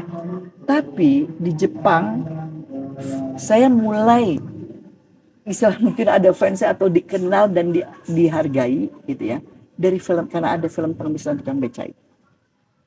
Gitu. Oke, jadi menampilkan dimensi lain dari Christine Hakim sebagai aktris. Betul. Dan menghayati penuh penghayatan. Betul. Itu ya. Pengemis dan Tukang Beca itu salah satu film yang fenomenal juga gitu dalam perjalanan itu. Nah, satu lagi ketika itu saudara yang lagi heboh sebetulnya karena membuat pengkhianatan G30S Arifin Senur. Kemudian meminta Christine main di film Petualang. Ya, dulu kan koruptor. Bayangin apa judul aja tuh nggak boleh. Sama Orde Baru nggak boleh. Sama itu bisa disensor, diminta diganti. Udah selesai film itu, jadi nggak lolos sensor. Pada akhirnya komprominya adalah judulnya diganti. Petualang. Tapi Kang Arturo belum di lembaga sensor waktu itu. Belum. masih kenceng gitu kan ya. Masih begini. Mas Romi belum. Zaman Orde Baru belum itu. Ada sensor mandiri belum. Nah, Arifin bagaimana pendekatannya? Karena kan saya melihat ngamati gimana dia mendirect, lebih banyak menurut saya Arifin sangat verbal dan teatral. Ya. dan Persis. simbolik ya. Nah, Persis. ketika ini gimana didirect oleh seorang yang berbeda dengan Iya, memang agak berbeda juga pendekatannya dengan Teguh Karya. Saya nggak tahu apakah saya lupa deh. Mas Arifin itu eh, di teater tuh beliau main juga nggak ya? dulunya main, Main kemudian ya? menjadi saudara. Ya, tapi yang jelas gitu ya. Kalau lihat Pak Teguh itu kan multi Ya, di teater tuh dia multi peran. ya, Dia artistic director juga betul. gitu ya. Dia sutradara juga, Dia dia aktor pemain juga. juga gitu ya. Jadi dia paham lighting, dia paham ini semua gitu. Dia menguasai dramaturgi, dia menguasai gitu ya. Sinematografi pada akhirnya dia juga menguasai gitu. Bahasa sinematografi language-nya juga beliau kuasai gitu ya. Dan mungkin juga karena orang itu memang detail sekali. Ngurus tanaman aja tuh tanaman diajak ngomong gitu loh. Pak Teguh tuh gitu ya. Jadi jadi detail sekali di dalam ini. Kalau Mas Arifin lebih sebetulnya membebaskan, apalagi barangkali gitu ya. Beliau juga karena sudah melihat beberapa gitu ya Film-film Kristen film-film sebelumnya. saya gitu ya. Jadi ada lebih kebebasan yang mereka, tapi tetap ada pengaruh. Contohnya aja kayak kan waktu itu yang jadi suami saya itu almarhum Rahman Saleh. Abdurrahman Saleh. Abdurrahman Saleh, ya, Jaksa Agung. Waktu itu belum Kejaksaan. tentu jadi Jaksa Agung tentunya. Saya kan ada adegan pertengkaran gitu ya dengan suami karena ini istri yang masih suka ke klub malam gitu kan ya.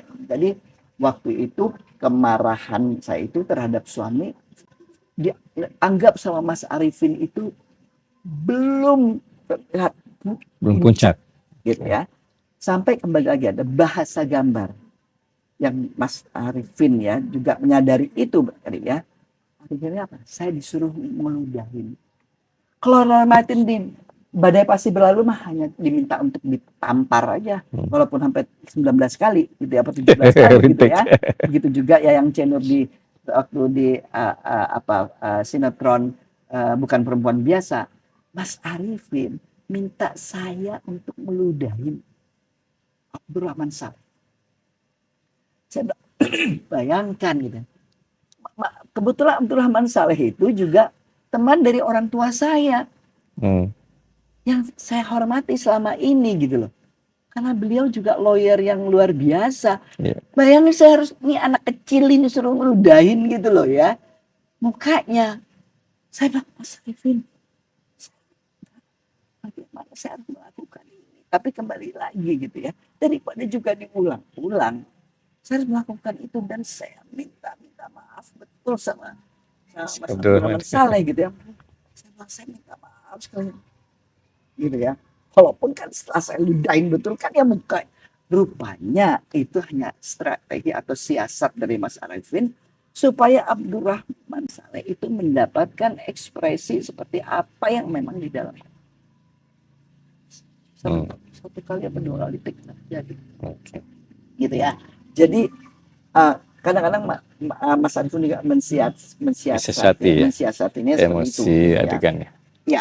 Nah, itu ada juga di Garin Nugroho. Cara beliau mendirect pemain. Gitu ya. Dia hanya melihat. Garin tidak mendikte pemainnya kalau dia tahu pemain yang dia tahu pemain yang dia hadapi ini adalah sudah berpengalaman. Misal seperti saya. Ya. Tapi ada capaian-capaian tertentu yang dia butuhkan, mungkin dia tidak bisa menyampaikannya itu dan tidak bisa disampaikan secara verbal, dan dia punya trik-trik tertentu. Misalnya? Contohnya, misalnya pada saat di film Daun di Atas Bantal, ya itu dia minta saya ngulek cabai, gitu ya. Dia ingin membangkitkan kemarahan saya yang beyond, udah kayak hantu kali atau kayak apa nggak tahu ya, kayak singa lagi ngamuk kali gitu ya. Adegan ngulik cabai itu Mas Garin tuh enggak, cabainya diraup jam 8 pagi belum sarapan Mas Norka, aku suruh ngunyah cabai seger itu serau, ya panas lah. Ya pasti itu kan secara fisik itu kan membuat automatically walaupun kita berusaha menahan tapi ada perasaan yang kita harus tahan tapi kita mau meledak tapi ditahan itu loh. Gimana kamu menyampaikannya? Kan susah. Jadi artificial nanti juga. Jadi verbal bukan artificial, kan? Gitu. Cabai, tidak ekspresi kemarahan. Kemarahan tapi juga harus ditahan kan? Gitu loh. Masa saya mau muntahin tuh cabai? Gitu kan? Tapi muntahinnya adalah gitu. Jadi perasaan saya juga udah mau dimuntahin tuh cabai pedes kan. Garin minta sembur ke si suamiku itu ceritanya kan. Jadi biadab itu apapun udah yang ada di situ dilempar sama saya, dicorokin, terakhir ya disemprot cabai. Itu satu ya adegan. Adegan yang kedua, waktu saya lagi ngupas, rupanya dia udah punya triknya. Kenapa suruh ngupas bawang putih saya? Kenapa nggak disuruh ngupas singkong? Itu kan, ya. Rupanya udah punya trik juga. Saya sambil ngupas bawang putih melihat TV berita tentang mafia asuransi. Yang waktu itu terjadi betul kan, bahwa anak-anak jalanan itu dibunuh supaya diambil asuransi. Namanya itu dimasukkan asuransi, dibunuh supaya ada asuransi jiwa. Dapat santunannya. Dapat santunannya itu gitu loh ya. Jadi itu ceritanya si anak asuh aku yang paling besar yang namanya Heru, kan ada 3 anak di situ yang macam-macam kan itu. Yang Heru matinya terakhir tuh mafia asuransi. Si Kancil yang pertama kali mati itu karena masuk terowongan, dia lagi mabok terus ini kan kepalanya bentur terowongan. Kalau Sugeng matinya apa ya? Saya lupa. Nah, si Heru ini, jadi waktu saya mendengar Heru mati itu dari berita di TV. Jadi, waktu dengar berita itu, gitu kan ya, saya sampai ininya itu, absennya atau pikiran itu yang lagi saya kupas itu bawang putih itu saya punya. Bawang putih itu pedasnya dan panasnya lebih gila lagi dari cabai rawit. Betul. Kan? Bayangin, itu mentah, bawang putih mentah saya harus kletus. Hingga pada saat saya menangis mendengar itu dicampuran yang nangis sedih dengan panasnya bawang putih mukanya saudara. Itu Gari Nugroho. Jadi ada tuh trik-triknya di lapangan. Nah, sampai dengan Garin nih, saya ingin tahu secara bagaimana menyelesaikan film nih. Teguh Karya, Slamet, Eros, Bim Umbos, Sumanjaya, Arifin, Garin. Apakah dari awal mereka sangat concern terhadap hasil akhir editing? Apa yang mereka lebih editing atau apanya ya? Kalau Mas Slamet dan Mas Pak Teguh gitu ya, itu tidak banyak improvisasi di lapangan. Karena apa?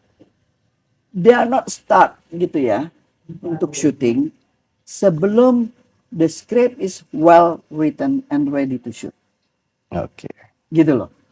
Jadi hampir tidak ada improvisasi. Yang ada adalah pengulangan adegan sampai mendapatkan apa yang dia.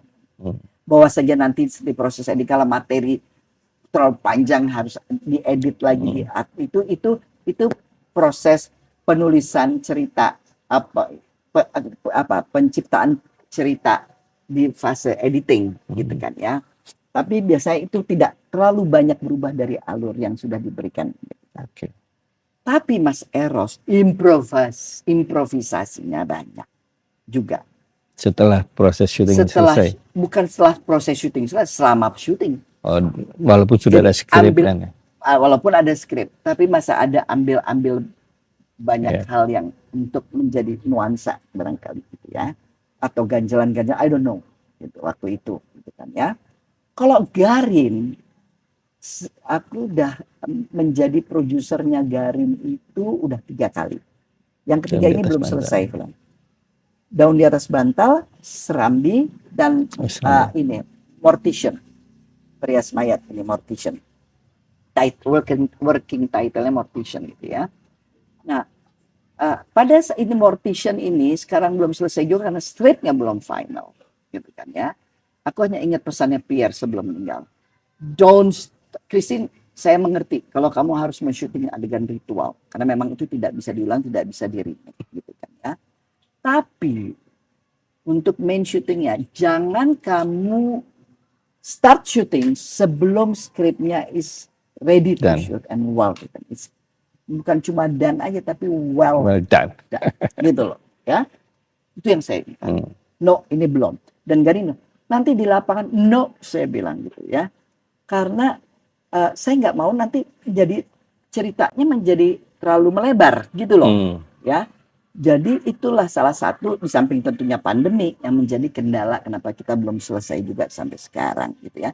Karena apa? Saya bersikap itu di samping memang Pierre mengingatkan saya karena Garin ini justru saya juga nggak mau membatasi ruang dia di lokasi pada saat syuting, proses syuting karena sering sekali justru ide-ide dia yang datang di lapangan itu yang akan memberikan nuansa kepada film itu. Menjadi tidak kering. Nah, itu yang saya perlukan juga. Sehingga dari skrip itu paling tidak kita memberikan 10%. uang, no, 20%. 20% keleluasaan. Keleluasaan untuk dia Garin improvisasi. ya. Tentunya dengan sudah diikat dengan cerita yang kuat gitu ya. Ini kan sudut pandang produser ya, sebagai Ya. produser. Sebagai produser, betul. Karena harus gitu. Iya, betul. Nah, karena banyak sekali nih saudara kita akan bicarakan, mungkin satu lagi sebagai penutup Joko Anwar. Joko Anwar. Tadi kan kita sudah pernah bicarakan Joko Anwar dengan Perempuan Tanah Jahanam. Tapi secara singkatnya, apa bedanya Joko dengan saudara-saudara lainnya? Ada nggak? Jelas yang utama zamannya situasinya sudah berbeda gitu ya. Tantangannya juga sudah berbeda, tuntutannya juga sudah berbeda ya. Tapi boleh dikatakan Joko kan memulai juga di tahun 90-an film pertama Janji Joni, gitu kan ya. Jadi masih ada tuh, itu adalah masa transisi sebetulnya dari masa generasi yang sebelumnya juga ke generasi yang baru selama. Joko, Garin itu di transisi itu, Riri Reza gitu kan ya. Nah, yang membuat saya menghormati sekali dan senang sekali bekerja sama dengan Joko, walaupun baru satu kali gitu ya. Beliau kebetulan juga terlibat sebagai pemain. Walaupun tidak memfokuskan dirinya sebagai pemain, gitu, tapi kok sangat paham sekali kebutuhan dari seorang pemain. Ya, sehingga saya merasa justru dari generasi yang Joko ini gitu ya, dia salah satu sutradara gitu ya, yang sangat sekali menjaga turut menjaga konsentrasi pemain agar bisa fokus di set itu, bisa bekerja dengan maksimal, dengan nyaman gitu ya. Itu seperti saya bekerja di Eat, Pray and Love. Ya. Di set itu hanya yang berkepentingan yang boleh duduk di set. Sudut pandang pemain itu dari kamera itu seberapa jauh gitu kan ya. Itu sama dia tuh harus di-clearkan. Steril ya. Steril gitu kan ya. Kalau di Eat, Pray and Love sterilnya adalah memang set itu, tapi oke, katakanlah setnya itu di sana gitu ya, di rumah itu. Tidak ada yang tidak berkepentingan menginjak event teras rumah itu. Hanya DOP dan asistennya yang fokus. Lighting departemennya juga hanya 2 karena mereka sudah set up sebelumnya. Makeup asisten tidak tiga-tiganya ada di situ atau 4-4-nya ada di set. Hanya 1 makeup dan ini.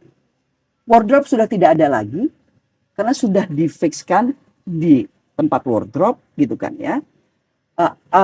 Artistic director hanya ada artistik dan itunya, asistennya hanya 2 orang, sutradara, produser semua tuh, tapi semuanya itu pun di belakang monitor.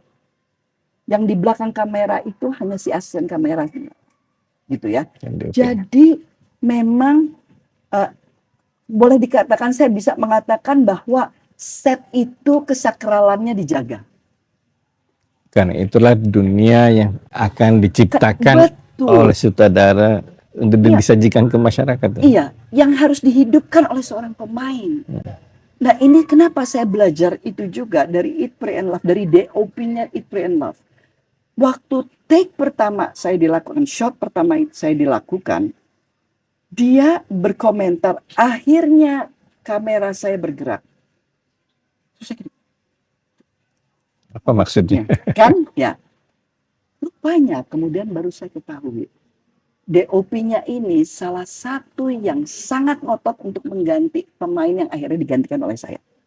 Ya, Yang Eat, Pray, Love, ya. Ya, karena tidak bisa menghidupkan gambar dia. Bahwa seorang pemain yang tidak bisa menghidupkan suasana itu, tidak bisa memberikan atmosfer dalam proses penciptaan itu yang sudah di-create oleh artistic director, ya, lighting department, gitu kan ya. Semua sutradara yang job booking itu hanya pada akhirnya hanya akan menciptakan kayak still foto, gambar yang flat ya. Kita flat. Kita kadang-kadang fotografi aja bisa menggambarkan gambar hidup, atau seorang pelukis juga bisa menghidupkan lukisannya. Ya. Bayangkan gitu ya. Ini pemain itu bisa merusak. Disitulah saya belajar, gila. Itu sebabnya gitu ya. Saya selalu sekarang itu menuntut untuk tempat di mana saya bisa menjaga, bisa kembali mengumpulkan energi, menjaga konsentrasi saya. Kadang-kadang saya harus melakukan homework saya juga untuk tetap terus melatih dialog itu berkali-kali, walaupun itu sudah saya lakukan di dalam proses persiapan gitu ya. Tapi di set gitu ya, saya tetap fokus gitu. Karena apa? Pada saat saya ada kadang tuntutan, saya melangkah hanya satu melangkah itu sudah di dunia yang berbeda. Sehingga saya tidak mau lagi, pada saat saya sudah berdiri mau konsentrasi, masih ada itu hairdo yang masih ngebenerin rambut saya akan bergerak, it's okay, gitu loh, nggak akan terlihat di kamera, gitu kan ya. Atau juga masih ada pakai tisu sini, tisu kasih saya selipin aja di kostum saya gitu loh. Nanti saya ambil sendiri ya, udah keringetan sedikit juga kadang-kadang dituntut itu untuk keringetan, gitu loh. Natural. Nah, ini yang membuat saya dan Joko memanjakan pemain tuh sampai segitu, dalam arti memberikan kenyamanan dan bahkan Mas Joko itu kan, walaupun ini kan ceritanya fiction ya, tapi sudah memberikan latar belakang. Jadi kita pemain tuh nggak usah susah-susah mencari sendiri latar belakangnya. Kita hanya tinggal melengkapi atau memperkaya. Tapi Mas Joko sudah memberikan dasar-dasar dari latar belakang tokoh yang kita harus perankan. Sampai segitu. Oke. Nah, 50 tahun berkarir kan sebagai rakyat, sebagai orang swasta. Ya. Dan semua perusahaan film yang Pak Christine ikut, baik sebagai produser maupun pemain, adalah swasta. Ya kan? Nggak ada peranan negara. Nah, sebagai pemain yang sudah 50 tahun berkarir, aktif dan produser, bagaimana melihat perkembangan perfilman di Indonesia ini? Apakah ada campur tangan negara di luar sensor ya, lembaga sensor? Ada campur tangan negara dalam hal kreativitas, industri, memberi kenyamanan, mendorong bagi terciptanya kreativitas, pasar dan seterusnya bagi industri perfilman kita? Sudah ada, atau kalau belum ada harusnya seperti apa? Saya tidak tahu sebelum waktu Orde Lama ya, karena saya hidupkan di zaman Orde Baru ya. Boleh dikatakan gitu, maksudnya saya tahu kecil gitu ya, dan apalagi saya tidak suka tontonan itu hiburan atau entertainment. Tapi waktu Orde Baru itu sudah ada sebetulnya. Dengan perhatian dan dengan kebijakan pemerintah waktu itu masih di bawah Departemen Penerangan kan, bahwa ada mendirikan Festival Film Indonesia. maksudnya itu diharapkan juga sebagai barometer. Waktu itu kan di Dewan Film Nasional, Iya. ya, penyelenggaraan festival film. Semua orang-orang hebat dunia perfilman seperti almarhum Hasrul Sani, almarhum Rosian Anwar, itu semua ada di situ. Oke. Ya, di Dewan Film Nasional ikut membangun strategi kemana nih arah dari film Indonesia, sehingga waktu itu sampai mereka juga membuat jargon yang kultural edukatif seharusnya. Ya, artinya intinya adalah supaya tetap tidak mengakar, tidak mengakar, tetap harus mengakar kepada. Ya. Nah, dan juga kemudian di akhir pertengahan tahun 70-an saya kira, peraturan yang setiap importer film, waktu itu masih ada importer film asosiasi ya, asosiasi. Masih ada banyak masih asosiasi importer film Eropa Amerika, asosiasi importer film Hollywood, asosiasi Asia Mandarin gitu ya. Itu masih berbeda gitu kan ya asosiasinya. Nah, dibuat peraturan pemerintah, setiap asosiasi itu mengimpor 5 film asing harus wajib memproduksi 1 film Indonesia. Sehingga di pertengahan 80-an itu judul film Indonesia, produksi film Indonesia tahun sudah mencapai saya kira 160 judul. Yeah. Jadi ada kenaikan secara industri gitu ya, mulai pertengahan 70-an sampai pertengahan 80-an gitu ya.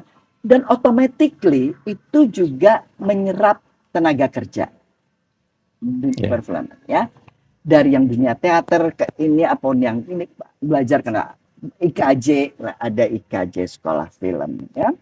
Nah, kemudian juga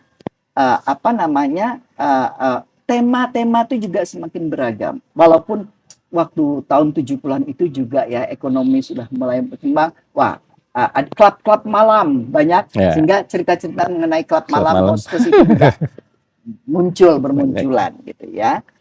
Ya, karena film kan memang cerminan daripada negeri daripada masyarakat negeri itu dibuat gitu, memproduksi film tersebut gitu kan ya. Jadi, nah, terus kemudian automatically kualitas juga ada peningkatan. Yeah. Pasar juga begitu. Yang tadinya film Indonesia pasarnya baru menengah ke bawah, kemudian sudah merambah sampai menengah ke atas. Bahkan film-film Bruce Lee, Jackie Chan yang waktu itu menguasai gedung bioskop itu sudah diisi oleh film nasional. Yang juga yang mempunyai tema martial art. Ada si Pitung, ada si apa laga, gitu ya. Film laga. Film-film laga ya ala Indonesia ini kan ya. Barry Prima waktu itu juga kan ya menjadi ininya. Terus kemudian kualitas juga semakin meningkat ya. Yeah. Saya ingat sekali dulu yang gedungnya Sinarmas grup yang di Jalan Tamrin itu di situ dulu ada 4 Cineplex. Ya. Dari 1 hanya film Indonesia, 3 film asing. Lama kelamaan berjalan dengan waktu menjadi 3 film Indonesia, 1 film asing. Itu ya. Wah, itu betul-betul luar biasa. Sampai akhirnya itulah kembali. Saya tidak tahu apa yang menjadi reason dari pemerintah kok menghapuskan itu, kewajiban itu dan juga sekaligus menjadikan semua asosiasi di bawah satu manajemen. Yang kemudian mereka juga yang mempunyai kebutuhan sinema dan pada akhirnya bioskop kecil ini yang bukan Cineplex yang mati. Yang tadinya Indonesia punya distributor film Indonesia menjadi tidak ada lagi. Akhirnya produser harus mengedarkan filmnya sendiri sampai sekarang. Langsung ke bioskop. Ya. Secara ini memang tidak ada monopoli gitu loh. Tapi saya Cut Nyak-Din terakhir aja waktu mengedarkan Cut Nyak-Din kembali tahun lalu itu masih merasakan dampaknya. Gitu loh. Nah, sekarang apa yang diharapkan dari pemerintah ini? Harus kan sudah ada Direktorat Perfilman dan Media nih, yang kelihatannya mau nih membantu. Harus bagaimana? Nah, sekarang saya melihat komitmen Jokowi juga untuk mengembalikan gitu ya, atau menjadikan film Indonesia menjadi tuan rumah di negerinya sendiri gitu ya. Saya harapkan bisa mudah-mudahan nanti bisa seperti Hollywood, amin, karena kita punya pasar yang besar, Ya. gitu ya, dengan sudah adanya dana abadi, ya. Berapa untuk triliunnya? 7 triliun, 8? lupa 3,7 atau berapa, tapi ya saya lupa ya. Nah itu sangat membantu juga ya. Akan tetapi saya kira untuk masalah pemasaran ini memang masih harus dicarikan jalan keluarnya bagaimana ya. Oke. Harus ada keberpihakan yang jelas yang dilindungi secara hukum. Menurut saya. Kalau dulu sudah ada peraturannya gila dulu itu juga. Ada peraturan tapi gila. Masa film Indonesia cuma 2 hari di negerinya sendiri? Dulu ya. Kan gila. Gitu loh. Sebelum reformasi. Exactly. Ya, ini harus ada pembenahan di situ. Yang memang seperti barangkali bagaimana kok dulu kan di zaman Orde Baru juga masih ada tuh Pak Ginanjar yang menjadi menteri apa tuh?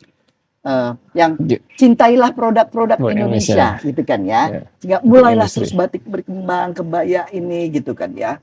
Nah, sekarang juga Pak Jokowi menggalakkan UMKM. Ya. Usaha menengah kecil gitu ya. Bahkan dikasih juga subsidi gitu kan ya. BUMN juga memberikan dukungan itu gitu ya. Waktu bahkan Pak Rahmat menjadi Menteri Perdagangan juga ada One Village One Product gitu kan ya. Saya kira dunia film juga harus dipikirkan bagaimana mengembangkan pasarnya ini, karena kita punya pasar yang luar biasa besarnya. Ya, saya kemarin tuh dengan itunya menilai juga drakor dan sebagainya. Saya hanya mengingatkan, saya bukan anti drakor. Kita perlu juga itu sebagai referensi, sebagai inspirasi buat kita gitu.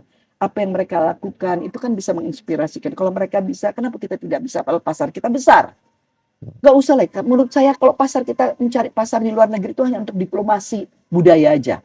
Tapi karena pasar yang sesungguhnya adalah di negeri kita sendiri, gitu loh. Nah, kenapa itu tidak kita ciptakan pasar di negeri kita sendiri? Pak Jokowi sudah bisa, gitu kan ya, untuk memenuhi kebutuhan lokal, dilarang ekspor baja. Ekspor apa segala macam. Nikel gitu kan ya, karena kebutuhan dalam negeri juga tinggi. Berarti kan pasar juga ada di situ. Masa kita ekspor nanti kita harus import lagi hasilnya gitu loh. Nah, ini apa yang dilakukan di Pak Joko di bidang yang lain, harusnya di film juga bisa seperti itu. Tapi kembali lagi, harus ada keberpihakan juga dari pemimpinnya gitu loh. Kan ya. Nah, jangan mau jadi kalau jangan, makanya saya bilang berhati-hati, jangan pilih pemimpin juga yang sudah terkena virus sosial sampai nanti melahirkan perilaku monster. Jadi zombie. Iya, jadi zombie. Jadi mereka itu koruptor, itu zombie. Orang pemimpin yang tidak berpihak kepada ini itu juga menurut saya itu juga perilaku zombie. Karena apa? Dia mematikan kehidupan bangsanya sendiri gitu loh. Nah, berapa capital flight yang juga itu dengan mengimpor itu. Oh, ini pinter, ini mungkin itu dikasih murah dulu atau dikasih gratis dulu. Dibikin dulu kita edik, dibikin dulu kita tergila-gila, di brainstorm dulu otak kita.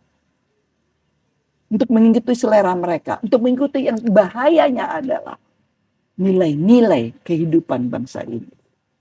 Apa iya nilai keindahan atau kecantikan perempuan Indonesia itu harus dirubah? Dengan kalau dagunya ini harus operasi plastik. Saya nggak anti operasi plastik, tapi jangan sampai merubah estetika kita gitu loh. Ciri khas kita sebagai bangsa. Iya, inner beauty. Kita selalu menggambarkan inner beauty yang berbeda dengan dunia barat yang fisiknya dulu yang diinikan, bukan innernya dulu. Itu yang harus kita waspadai. Belum lagi, saya sampai bilang sama yang muda-muda, ingat ya nak ya. Saya bilang, itu mengambil model iklan dari luar, berapa juta $. Worth it nggak sih? Gitu loh. Untuk jangka pendek atau jangka panjangnya. Yang saya dengar juga tidak, tapi masih ada juga. Bayangin, itu satu biskuit pabriknya di mana? Di sini kan? Gitu loh. Hanya untuk lebih dagang, apa juga harus mempergunakan itu Orang mereka. asing. Ya kan ya, gitu loh. Pabriknya di sini yang makan orang kita juga gitu loh. Yang capital flight, yang itu sebetulnya adalah rezekinya bintang-bintang Indonesia juga ada banyak. Itu bintang-bintangnya KKN udah 10 juta. Kenapa nggak ambil mereka? Gitu. Oke. Ini, nah harusnya pemerintah juga tegas melakukan pemberaturan itu. Teksnya ditinggiin. Atau Film apa? asing. Hah? Film asing. Bukan cuma film, mempergunakan artis-artis asing Oh. juga itu. Iya, Gitu loh. Supaya mereka betul-betul berhitung. Kan berapa, ya hitunglah itu capital flight yang memang terjadi gitu loh. Oke, nah untuk closing nih pernyataan Mbak Christine tentang kan pesan kita kan tahun politik nih. Apa pesan untuk para politisi? Nah, politician juga banyak artis loh, aktor, aktris, penyanyi yang jadi politiciannya di DPR dan mungkin juga di pemerintah daerah ya. Nah, pesan Christine apa kepada mereka? Saya nggak tahu, saya hanya ingin pertama adalah juga mengingatkan diri saya sendiri gitu ya. Sebagai public figure yang juga dilihat, kemudian nanti diberikan kepercayaan sama orang untuk selalu menjaga kepercayaan itu. Kita harus sadar sendiri di mana posisi kita. Apalagi sebagai politician, apalagi sebagai wakil rakyat. Iya kan ya. Artinya dia dipilih oleh rakyat, ya harus memperjuangkan aspirasi rakyat. Kan sesederhana itu sebetulnya. Tapi kenapa pada saat sudah pilih kok lupa diri? Karena Lupa harus memperjuangkan aspirasi partainya. Nah, itulah yang sampai detik ini saya belum tertarik masuk ke partai. Karena akhirnya kita terjebak di situ, gitu loh. Nah, kan? Kalau kebetulan terus dengan saya memilih suatu partai salah pilih, bagaimana kita? Akhirnya kan kita konflik juga dalam saya nggak mau. Dan saya juga merasa udah, saya memang sebetulnya kita berbuat kebaikan itu bisa dengan cara Oke, termasuk gitu, sebagai termasuk artis, sebagai seniman. sebagai orang film, sebagai seniman juga gitu ya. Oke. Satu adalah mengingatkan diri kita sendiri untuk konsekuen dan konsisten. Untuk menjaga konsistensi itu ya harus konsekuen dengan pilihannya gitu, dengan segala macam risiko. Itu yang saya terinspirasi dari Cut Nyak Dhien. Dengan segala risiko. Sehingga kamu tujuannya apa? Apa yang kamu sudah memilih? Apa yang kamu pilih dalam kehidupan ini? Dengan sebetulnya saya juga pada awalnya kan dibukakan udah banyak hal, termasuk untuk mau jadi artis dengan yang menjadi bayaran mahal gitu kan ya, atau terus menjadi trendsetter, yang populer, yang digandrungi, digila-gilain atau apa. Nah, bagaimana saya mau menyampaikan sesuatu kepada saya kalau saya sendiri juga punya keterbatasan banyak. Artinya saya harus memperdalam atau memperluas wawasan saya dulu supaya saya juga bisa berbagi kemudian. Bisa menyampaikan Bisa pesan-pesan. menyampaikan apapun itu, apakah pesan, apa berbagi lah pokoknya gitu ya. Oke. Saya bagaimana mau menyampaikan kasih dan sayang. Kalau saya kasih dan sayang dalam diri saya juga belum penuh gitu loh. Belum selesai. Belum selesai gitu kan ya. Saya masih mencintai diri saya sendiri misalnya. Oke.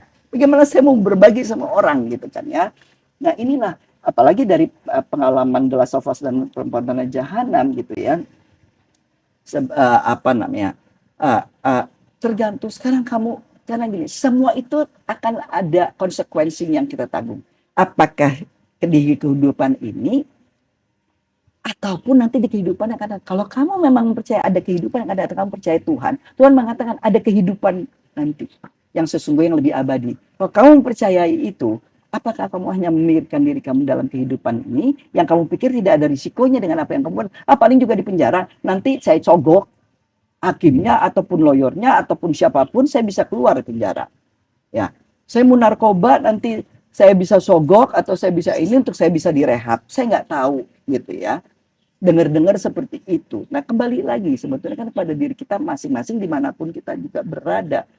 Untuk bagaimana kita mau secara konsekuen dan konsisten, sebetulnya dimanapun kita berada itulah amanat, disitulah Tuhan sudah memberikan amanat dan tanggung jawab kepada kita. Oke. Baik, terima kasih pencerahannya, pembagian pengalamannya. Saya kira sangat bermanfaat bagi tidak hanya untuk kita, untuk masyarakat, untuk sahabat sensor, karena rakyat Indonesia ini perlu mendengar. Mudah-mudahan Mbak Christine punya YouTube sendiri, podcast sendiri. Saya kira akan apa yang dibicarakan tadi itu bisa tersampaikan setiap hari, bisa kalau mau. Nanti saya coba diskusikan dengan Manajemen. manajemen dan dipikirkan. Oke. Baiklah, sahabat sensor mandiri, demikian perbincangan kita dengan Mbak Christine Hakim, aktris yang sudah 50 tahun berekspresi melalui karya film dan sinematografi dengan lebih dari hampir 40 sutradara film di Indonesia dan juga internasional. Sampai jumpa kembali dalam podcast yang akan datang. Jangan lupa subscribe, kasih komentar, dan apapun komentarnya silakan, baik untuk LSF maupun untuk Mbak Christine atau untuk saya. Terima kasih. Salam sahabat sensor mandiri. Action Nihil. Action! Nihil.